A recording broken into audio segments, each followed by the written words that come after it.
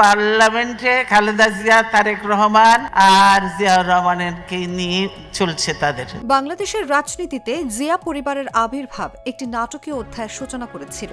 ৭৫ পরবর্তী সময় জিয়াউর রহমানের ক্যারিশম্যাটিক নেতৃত্ব দেশের মানুষের মধ্যে আশা জাগিয়েছিল। তিনি ধর্ম বর্ণ নির্বিশেষে সব জনগোষ্ঠীকে একত্রিত করে জাতীয়তার ভিত্তিতে সমৃদ্ধ বাংলাদেশ গড়ার স্বপ্ন দেখিয়েছিলেন।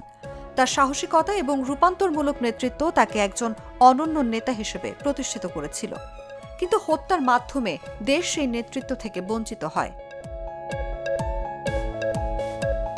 নেতৃত্বের সংকটের মধ্যে বিএনপি জন্ম নেয়, আর সে সময় বেগম খালেদা জিয়া গৃহবধূর তকমা কাটিয়ে রাজনীতিতে প্রবেশ করেন।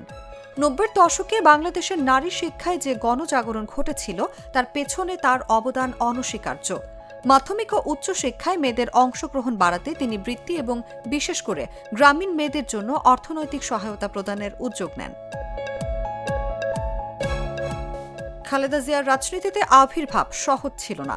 সংকটময় সময় তিনি বিএনপির নেতৃত্ব গ্রহণ করেন এবং ধীরে ধীরে বাংলাদেশের রাজনৈতিক পরিমণ্ডলে একজন প্রভাবশালী নেত্রী হিসেবে নিজেকে প্রতিষ্ঠিত করেন। ১৯৮৩ সালে তিনি বিএনপির সিনিয়র ভাইস চেয়ারম্যান নির্বাচিত হন এবং এরশাদ বিরোধী আন্দোলনে সক্রিয় ভূমিকা নেন। রাজপথের আন্দোলন, বিবৃতি, গ্রেফতার সব মিলিয়ে তিনি দেশের রাজনীতির দৃশ্যমান মুখে পরিণত হন। ১৯৮৬ সালে নির্বাচনে অংশ না নেওয়ার সাহসী সিদ্ধান্ত স্বৈরাচার বিরোধী আন্দোলনকে আরও শক্তিশালী করে।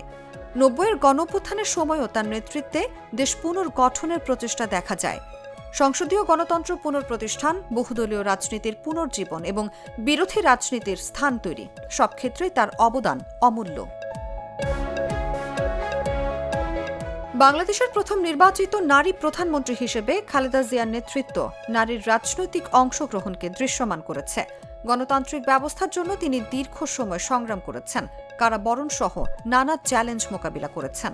২০০৭ সালের পরের সময় পরিবারের ওপর অমানবিক নির্যাতন এবং ব্যক্তিগত বিপর্যয়ের মধ্যেও তিনি দেশে থাকেন এবং দেশের মাটির প্রতি অবিচল থাকেন। দেশের বাইরে আমার কোনো ঠিকানা নেই, এটাই হলো আমার ঠিকানা। এই দেশ, এই দেশের মাটি, মানুষই আমার সবকিছু, কাজে আমি দেশের বাইরে যাব না। আজ তার চলে যাওয়া শুধু একজন সাবেক প্রধানমন্ত্রীর বিদায় নয়, এটি একটি রাজনৈতিক প্রজন্মের অধ্যায়ের সমাপ্তি। সামরিক শাসনের অন্ধকার থেকে সংসদীয় গণতন্ত্রের পথে ফিরিয়ে আনার সংগ্রাম, অসীম রাজনৈতিক চাপ, কারাবরণ, অসুস্থতা সবকিছুর মধ্যেও তিনি ছিলেন দৃঢ়, আপোষহীন ও আত্মমর্যাদাশীল। বাংলাদেশের ইতিহাস তাকে সাহসী ও আপোষহীন নেত্রী হিসেবে মনে রাখবে। এই শোক শুধু একটি দলের নয়, এটি পুরো জাতির একটি দীর্ঘ রাজনৈতিক অধ্যায়ের বিদায়। নিউজ ডেস্ক, জাগো নিউজ। গ্লিটারের টুইন লেমন ও অ্যান্টিব্যাকটেরিয়াল ফর্মুলা বাসনকে চকচকে জীবাণুমুক্ত করে আমাদের দেয় গ্লিটার গ্যারান্টি।